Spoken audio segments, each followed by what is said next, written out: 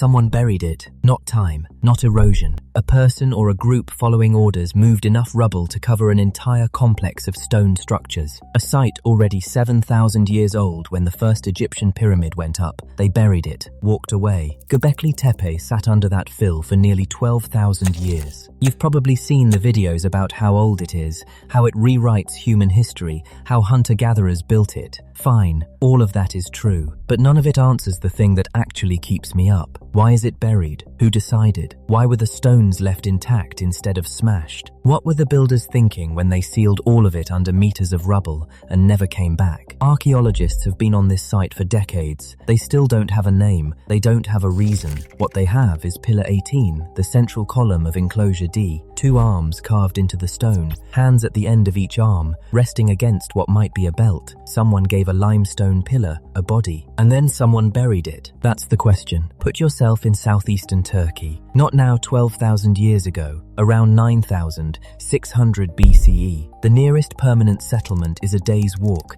and it doesn't really exist yet anyway. You don't live anywhere, that's just the situation. There's no farming, no fields. You eat what's out there: aurochs, gazelle, wild einkorn, pistachios and almonds. Your group moves when the season moves. You carry what matters. You leave the rest, but you know this hill. Your parents knew it, their parents knew it. It has a name. That name is gone now, but it had one, and every few seasons your group makes the trip. Not for food. Food is actually fine right now. You come because something is being built here, and everyone knows you come. Nobody has to explain it. You've watched the pillars go up. 20 feet of limestone, shaped without metal tools, carved with things you recognize: the fox, the crane, the headless man. It's not rough work. The fox has individual fur lines. The crane's wingspan is accurate. Someone put weeks into a single image. You didn't do that. You're not skilled enough. But you helped move the stones before the carvers got to them. That took about 200 people working together. The estimate comes from Klaus Schmidt, the German archaeologist who spent over 2 decades digging this site before he died in 2014. The stones are 10 to 20 metric tons each. The quarry is a quarter-mile downhill.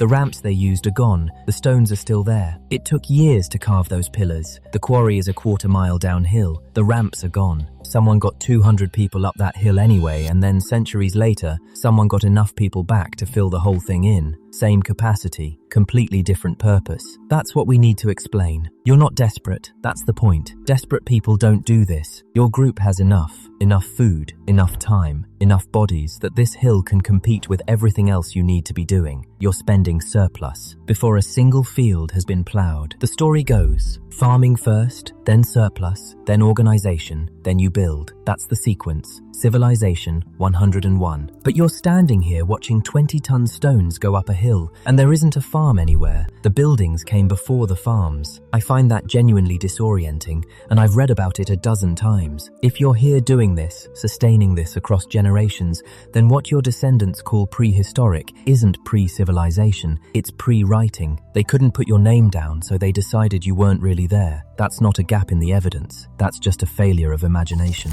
What comes next is the burial. That's where it gets strange. You already know what Pillar 18 looks like. The arms, the hands. What's worth sitting with is what that means, because the T-pillars across this site are all like that. Humanoid. Arms, hands, occasionally a head, though most heads are gone now. Whatever was happening inside these enclosures, the figures weren't decorations. They weren't there to be looked at. They were something more like participants built into the space, not placed in front of it. There are at least 20 enclosures. Lee Clare and the German Archaeological Institute have been running the excavation since 2014, and what they've found is that everything dug up so far is maybe 5 to 10% of the total site. The rest is still down there, still sealed, still waiting. The carvings: aurochs, foxes, cranes, snakes, ducks, spiders and scorpions. Predators and prey together on the same stone. People have published proposals about what the groupings might encode: seasonal calendars, astronomical markers, clan symbols. None of it has stuck.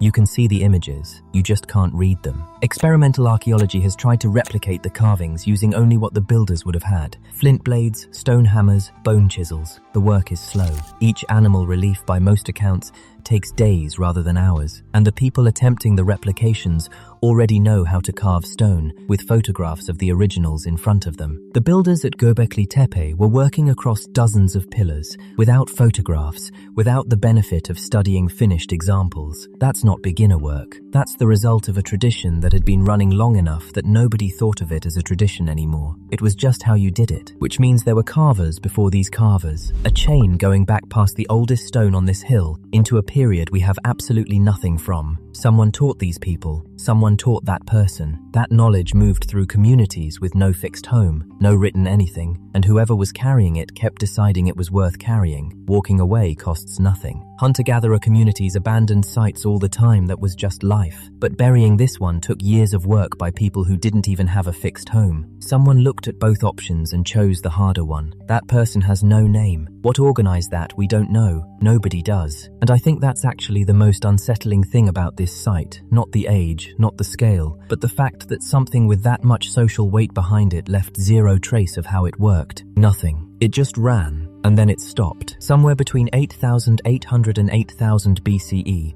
the enclosures got filled in, systematically. The fill analysed by Schmidt's team and the people who came after is flint flakes, animal bones, stone tools, debris, not stuff that accumulated over time. It was brought in. Someone sourced it, moved it, packed it in deliberately. The stones were not broken before burial. When people turned against a sacred site anywhere, across any period, the pattern is always the same. Smash the figures, topple the pillars, chip out the eyes. The archaeological record shows this everywhere. Not here. At Göbekli Tepe, the carvings are intact. The pillars are still standing where they were placed. Everything got sealed inside the fill without being touched. The best explanation ties the burial to farming. The land around Göbekli Tepe is one of the earliest places on Earth where agriculture appeared. Einkorn wheat was first domesticated within 30 kilometers of this site. Farming communities moved in. The groups that had been running the building work got pushed out or absorbed. The new people didn't have a use for what these enclosures were. So the burial was political. The new thing covered the old thing. I half buy that. It explains why someone wanted the site closed. What it doesn't explain is the care. If you're burying a problem, you don't need the stonework undamaged. You knock the pillars over and move on. They didn't. They packed fill around structures they could have smashed in an afternoon, which means they still thought the place mattered not enough to keep using it, but enough to preserve it. They were putting it somewhere nobody could reach it, somewhere it couldn't become someone else's. That's a specific kind of decision, not erasure, custody. Every other site from this period has something amidden, a burial, a scatter of tools that at least tells you someone was there. Göbekli Tepe has the stones and the fill and nothing else. No grave, no hearth, no personal object. The gap is the record, and it runs 6,000 years deep. And the job itself was enormous.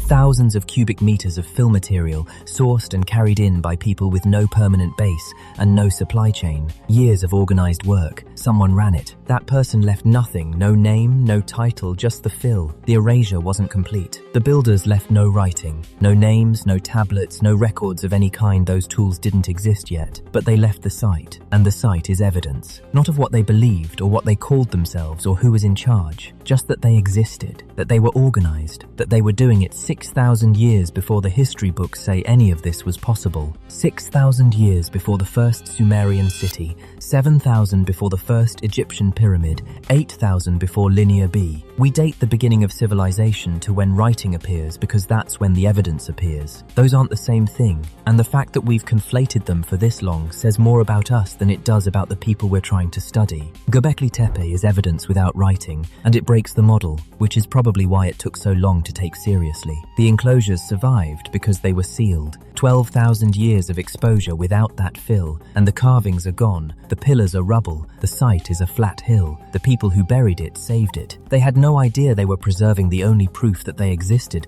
The thing meant to make them disappear is the reason we can find them. 7,000 years of organized human society produced no text, no name, no record that survived. What survived is the stone someone chose not to break. That stone is the only document, and 90% of the site is still under the hill. At Çatalhöyük, a settlement in the same region, occupied from around 7,000 500 BCE, the imagery is completely different. Domesticated cattle are everywhere. The wild aurochs fades out. The fox, which shows up repeatedly at Göbekli Tepe across multiple enclosures, is basically gone. The shift tracks exactly with the shift to farming. When you stop hunting something daily, it stops showing up in your art. That part makes sense. The animals carved at Göbekli Tepe weren't generic. They were specific to a world, the world of people who hunted those animals, knew which trails they used, built everything they understood around tracking and killing and reading the landscape. The fox meant something, the crane meant something, we don't know what. The carvers weren't filling space, they were working in a language that farming communities never picked up because they came from a completely different life.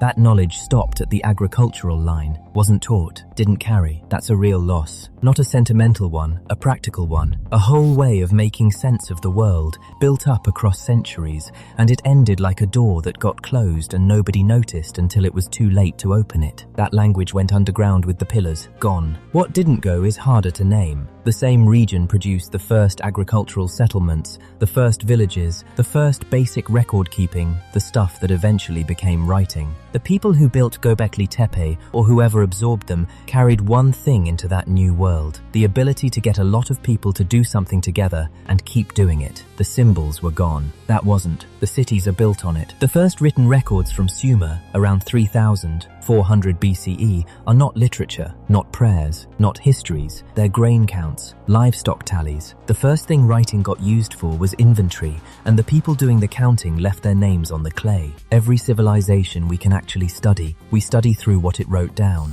Take away the writing, and you lose the ability to ask specific questions. You're left with what the stones can tell you, which, compared to a name or a date or a reason, is almost nothing. Göbekli Tepe can answer some things: that large groups were here, that the work was serious, that someone called it finished at some point. What it can't give you is anything that needed language to survive: what the site meant, who ran it, what they thought they were doing. The stone holds the outline of those answers, that's all. The record picks up in Sumer and doesn't stop. Kings, battles, laws, poems, then everything. Everything except the 6,000 years before. That gap wasn't empty. There were real people in it, making real decisions, building things, passing knowledge on, burying temples carefully in the middle of the night or whenever they did it. Their names are gone not because anyone erased them, but because the tool that would have saved them hadn't been invented yet. Nobody burned these records. There were no records to burn. The first Sumerian scribe who pressed a stylus into clay left a name, or their supervisor did, or the temple did. Someone made sure the record survived. At Göbekli Tepe, someone made sure it didn't. Two deliberate decisions. One of them worked. When a king scraped a rival's name off a monument, that was a decision. When a dynasty torched the previous dynasty's archives, that was a decision. This wasn't. It just happened because there was nothing in place yet to stop it, and we're still reading the whole as proof that nothing was there, which is the same mistake in a different century. Back to Pillar 18. The hands are still there, carved 12,000 years ago by someone who knew exactly what hands look like. The arms run down the sides of the pillar. Whatever this figure was supposed to be, ancestor, something sacred, something we don't have a category for. The person who made it gave it hands. That was a choice someone made. We don't know why. The carvings survived because the people doing the burying chose to keep them whole. Every intact fox, every unbroken crane, every undamaged arm is a decision made in the dark, under fill, by people who could have just smashed everything and walked away. They didn't. They were careful. And we can't name who gave that order because the people who might have written it down hadn't invented writing yet. That's not a conspiracy. It's not a mystery in the dramatic sense. It's what happens when people are building and organizing and burying things.